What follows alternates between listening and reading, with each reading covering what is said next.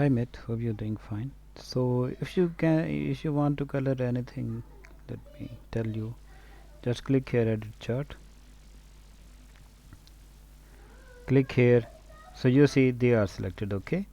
So if you want to give this blue, just click again. Only double click on this bar only. You will see it appears like this. You can give it color blue. And now if you select this, just once, so it will be as you have double click, so it will keep on changing their individual color. Like this it will be changing their individual colors. You can see this. When this dialog box is open like this, it will cover their it will change their individual colors. Okay. Okay, this is again yellow, so this is again blue. So this is it.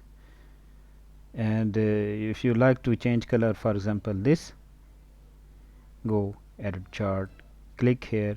So you see this is whole, now this is whole series is connected. You see all of these are highlighted. Double click this.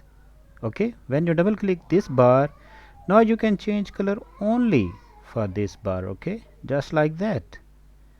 So this is it. This is very simple step to do.